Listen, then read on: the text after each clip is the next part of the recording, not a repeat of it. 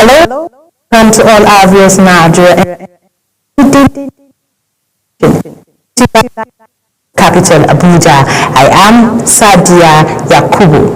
A quick reminder that Global Television is on DSTV channels 365 and StarTimes channels 276.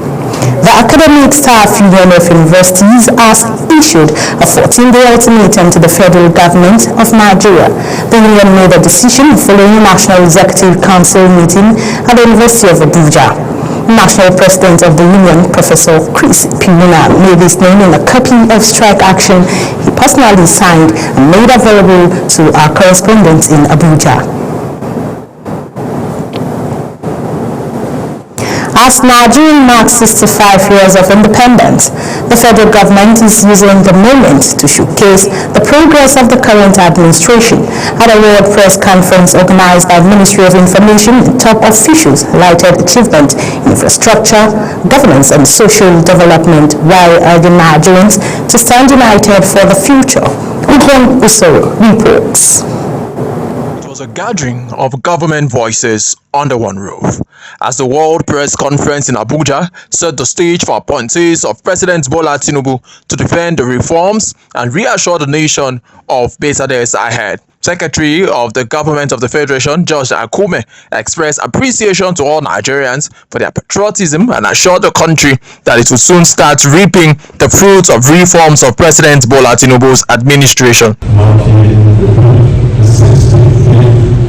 Independence anniversary of our country, Nigeria. Today, I will stand at the threshold of an historic milestone. It is important to remind ourselves that Independence Day is more than a ceremonial date on our national calendar. The Minister of Information and National Orientation, Mohammed Idris, ruled out key projects from major roads across Cross River, Ebonyi, Sokoto, Bauchi, Gombe, to rail expansions, regional development and investment in health, education and the newly established NELFRON.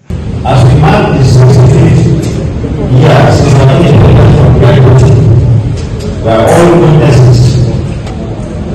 Mr. Bola Tinubu is over. The doing the needful. He is committed, he is courageous, and he is also a visionary leader. He says his administration is equally focused on accountability, transparency, and reorienting citizens towards values of unity and patriotism. Our collective participation in nation building is critical in the sustenance of the progress we made. That is why the theme of this year's 65th anniversary is all hands on deck, a direct and practical call to all Nigerians. The conference ended with a call for Nigerians to stay hopeful, committed to the nation's collective journey of reform and development. Ubong Usoro for Global Television. Nigeria's health sector has seen both progress and setback over the last 10 years, from improved disease surveillance during outbreaks to the mass exodus of doctors and nurses. The story is one of the mixed fortunes. As Nigeria marks its 65th anniversary, our correspondent Zara Nasser takes a look at how the health sector fares in the last 10 decades. Reports. 10 years on, Nigeria's health sector shows gains in infrastructure and disease control, but facing a worsening human resource crisis. The question is whether government can stop the brain drain while sustaining care for millions who depend on public hospitals. Over the last decade, investments after the COVID-19 pandemic improved laboratories, surveillance, and vaccine delivery. However, a deeper crisis persists, which is brain drain. Thousands of doctors and nurses have left for better pay and safer working conditions abroad. Some Nigerians call on the federal government to look deep into the health sector by making facilities available and improving the welfare of the practitioners. Nigeria government to look into it, to look deep into the health sector. They should make facility available, make facility available. And I think, I would also want to advise the Nigerian leaders to make everything available. Sometimes you get there, you will not even meet a doctor. Sometimes you meet one doctor serving more than 100 people. Before you know, you see most people down. You meet a nurse, the same thing. Me, I just say a word just now to clarify the whole thing. That is me. You understand? Health sector, man, a lot. You understand? So at least one thing can spoil the whole thing. You understand? Being it health sector, okay, fine. Let's assume the Nigerian government decide to tackle the health sector. What about the other things? The chairman of the Nigerian Medical Association, FCT chapter, Dr. Ayogu Emeka, assessed the health sector in the last 10 years. We are not making very good progress. We are not making progress, especially public hospitals. Let me tell you, even where we have made some inroads, it's public hospitals that have really tried to bridge the gap. But because the service they offer is not accessible to the poor masses, there are still a lot of gaps. Private hospitals have done a lot of things, those things that are used to encourage people to go outside to look for services. He also suggested that 50% of the budget should be allocated to health sector to boost the health facilities in Nigeria. That 50% of the budget should be allocated to health. As I speak with now, it's either 5% or less than 5% that will still allocate to the service of health delivery in the country. Those appear to have marred so many things. And as I say, they're telling you that it's an issue of funding, poor funding of health sector. And this poor funding have created so many problems, which includes poor remuneration to doctors, poor remuneration, poor health facilities.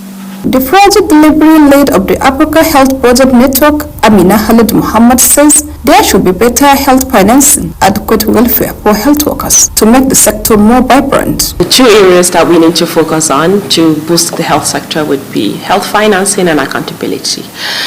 So health financing would mean we would have adequate allocation for a lot of our health budgets.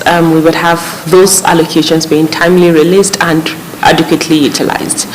Now, once we have those happening perfectly, then I do believe we would see a lot of our health impact, or rather the impact we want, all of the beautiful strategies and policies that we have, we would see it come to fruition. We would see us implementing them.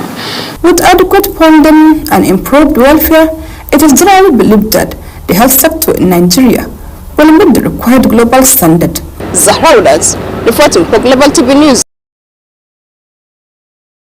As Nigeria celebrates 65 years of independence, citizens have again been reminded that unity and development require sacrifice. Bishop Eduka Mutu made the call during an interdenominational service in Makurdi, which also featured prayers at the Central Mosque. Felicity Ndiri reports. The Benue State chapter of the Christian Association of Nigeria, in collaboration with the state government, hosted an interdenominational service to mark Nigeria's 65th independence anniversary.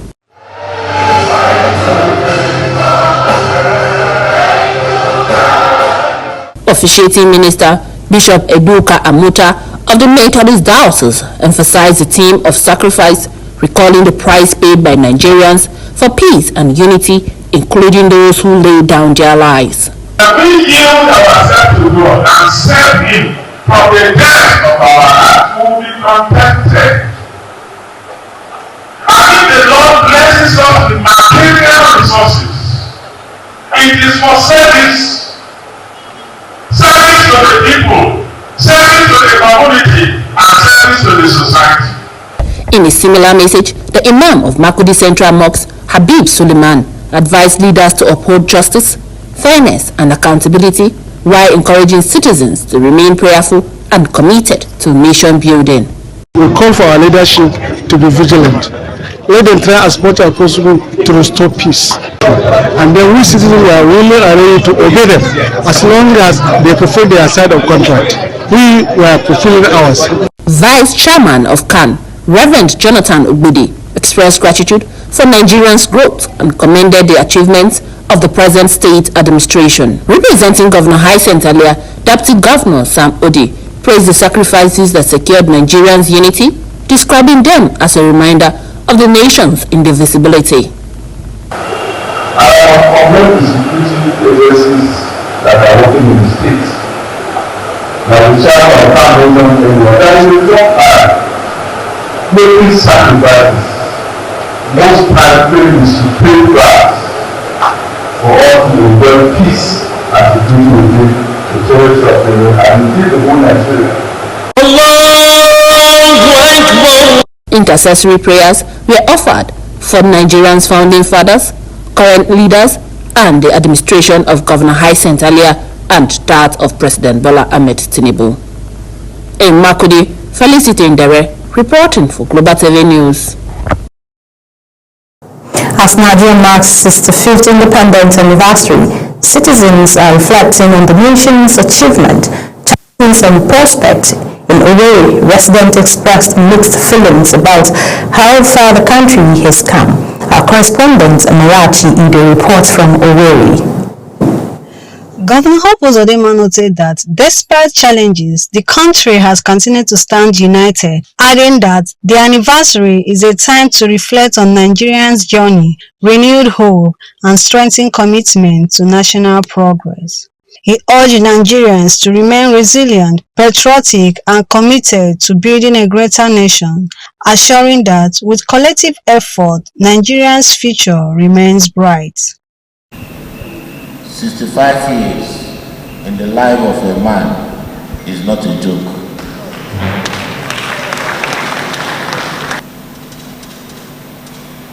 In Imo State, the government of Imo State has decided that where we are, a lot of things must change, particularly our way of doing things. Uzodinma used the medium to inform Imola that President Bola Tinubu will be visiting the state on Tuesday, the 30th of this month, to commission key projects executed by his administration. So I want to congratulate us and use this opportunity to inform you that the President of the country will be visiting Imo State on Tuesday. And while in Imo, he will be commissioning Owerri MBC to Umuahia Road. He will also be commissioning the twin flyover at Asonta Roundabout. And he will also be commissioning Chief Emmanuel Iwayamu International Conference Center. In his homily, Monsignor John Iwe congratulated Nigerians on the country's independence anniversary and stressed that for the nation to make real progress, the plight of the poor must never be ignored. So far, 65 years, we are now elders, we are now senior citizens as with age. The rich getting richer and the poor getting poorer. What do we do to bridge this situation, especially the critical situation of our country today? We can't neglect the poor, the needy, the outcast. We must have something to do with them, for them. As Nigeria marks its 5 years of independence, the message from both the governor and the clergy is clear. Unity, progress, and care for the poor remains the guiding path for the nation's future. From Owerri, Amarachi Ibe, reporting for Global TV News. Imo State Governor Hope Uzodinma has described Nigeria's 65th independence anniversary as a milestone, noting that 65 years of nationhood is no small feat. Uzodinma made this known at the Independence Church service at the Government House Chapel, Owerri. Our correspondent Marachi Ibe reports. Ministry of Aviation and Aerospace Development Festus Kaimo and Minister of Information and National Orientation Muhammad Idris has joined Nigerians in mourning the death of Arise television reporter and producer Somto Chukwu Maduagu, who was reportedly killed in an armed robbery attack. Maduagu was believed to have been killed when suspected armed robbers attacked her residence in the Katampe area of Abuja, the Federal Capital Territory. Idris said he was saddened by the heinous incident and cut down of a promising young journalist in her prime, noting that Somto Chukwu's tragic death is a grievous loss not only to Rise Television's family but to the Nigerian media and indeed the nation. He gave assurances of a swift investigation to unveil the circumstances leading to the death of the late news anchor. Federal Capital Territory Administration has officially flagged off the construction of an access road bypassing the airport's secondary road from Bill Clinton Drive to Tugam Madaki settlement. Kabir Hassan reports. The flag off ceremony marks another milestone in the administration drive to expand road networks, boost connectivity, and enhance socio-economic activities across the Federal Capital Territory. The 7-kilometer road project designed to link Bill Clinton Drive with adjoining communities. The project will not only ease the movement of people but also support the transportation of agricultural produce from rural areas in the city. The FCT Minister, Nyesom Wike, says the project also aligns with President Bola Tinubu's renewed hope agenda of delivering modern infrastructure that will improve livelihood across Abuja. We are here to the glory of God to fulfill the promise made by Mr. President to the people of Tugam Madaki settlement. And that is the essence of the whole thing about the renewed hope agenda. This road is not less than 7 kilometers. And look at the four-span bridge. And the managing director of CCC has promised me that this road will be inaugurated, will be commissioned during the 3rd year anniversary of Mr. President. By June, Mr. President will be here to inaugurate this road. The FCT Minister appealed for the cooperation of host communities to ensure the successful delivery of the project, while urging the contractors to meet the 12-month deadline. When completed, the access road and bridge are expected to ease traffic pressure around the airport axis, improve safety, and open up new economic opportunities for residents. Kabir Hassan, reporting for Global TV News. The drive for economic transformation in northern Nigeria is gaining momentum as stakeholders from across the country and beyond gather for the Northern Nigerian Investment and Industrialization Summit, a high-level forum aimed at unlocking strategic opportunities in mining, agriculture, and Ubon Usoro reports. The summit's theme, unlocking strategic opportunities in mining, agriculture, and power, is positioning northern Nigeria as a hub for industrial growth and sustainable development. Leaders in government, private sector investors, and development partners converged in Abuja to deliberate on how best to harness the region's vast resources, from mineral deposits to fertile land and untapped energy potential.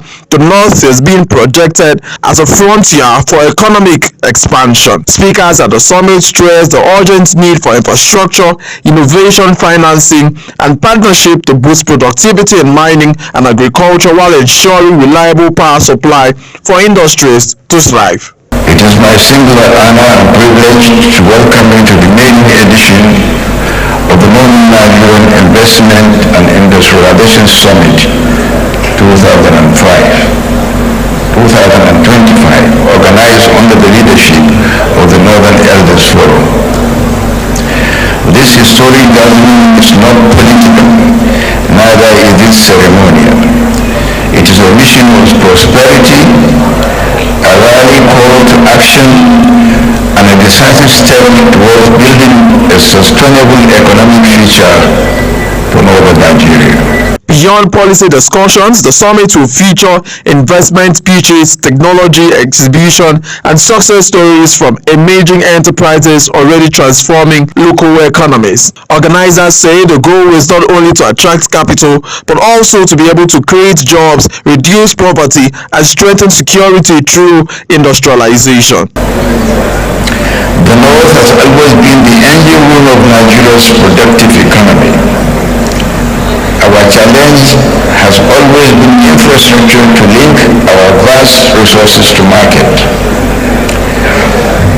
Today, those realities remain unchanged. Northern Nigeria is blessed with abundant mineral wealth, fertile land, and vibrant. Air Marshal Al-Amin emphasized that the meeting was not a political gathering, but a platform to explore opportunities and drive growth across the region. Ubon Usoro for Global Television. You're watching the live broadcast of Midday News. When Midday News returns, Eagles battle Ghana for under 17 AFCON tickets. Details coming shortly, plus business and foreign stories on the other side of this break. Please stay with us.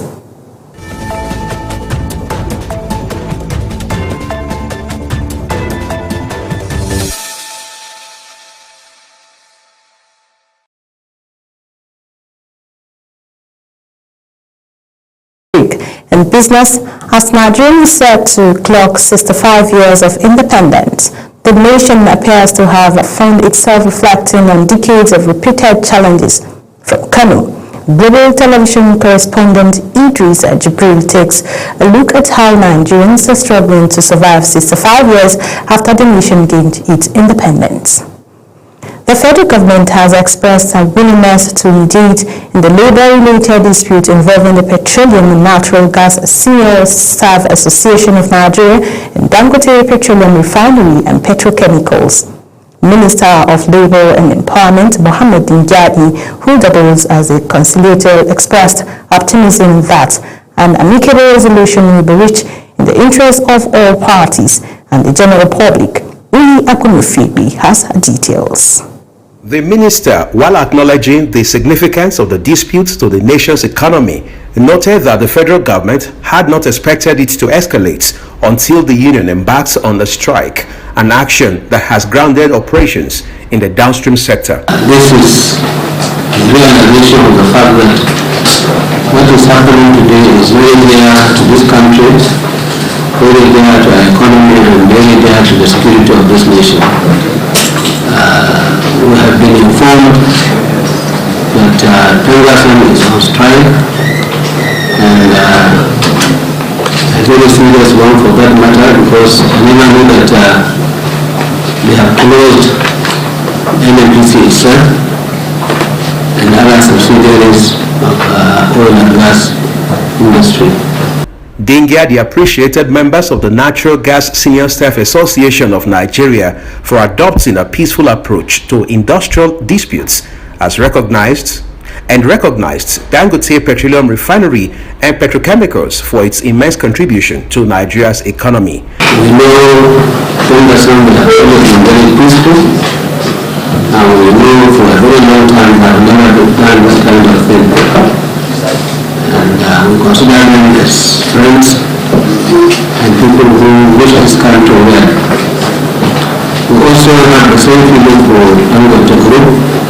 They have been contributing to the economy of this country, and they have been doing very well in terms of relationship and business relationship with the government of this country. Ministry of Labour stated that the conciliatory meeting is intended to be a closed-door engagement as members of the public await its outcome. Uyi Agmofwegbe, reporting for Global TV News.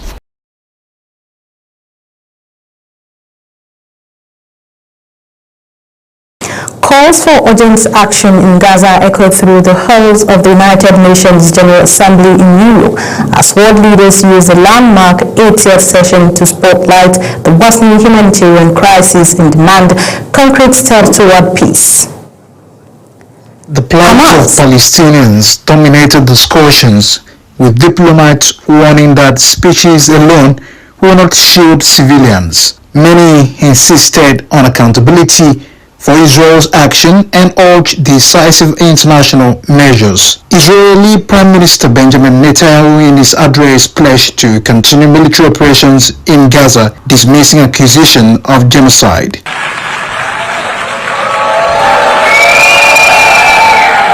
Meanwhile, Palestinian Authority President Mahmoud Abbas called on Hamas to surrender arms and respect legitimate state authority, distancing his leadership from the group's October 7, 2023 attacks. UN Secretary General Antonio Guterres warned that nearly 2 years after those attacks and Israel's devastating response, the world is facing one of the darkest chapters in the decades-long conflict. As we mark the 80th anniversary of the United Nations, I invite you to return for a moment to our earliest days. As the General Assembly closed, world leaders left with pressing questions still unanswered and the people of Gaza waiting for more than promises. Edith and Michael reporting for Global TV News.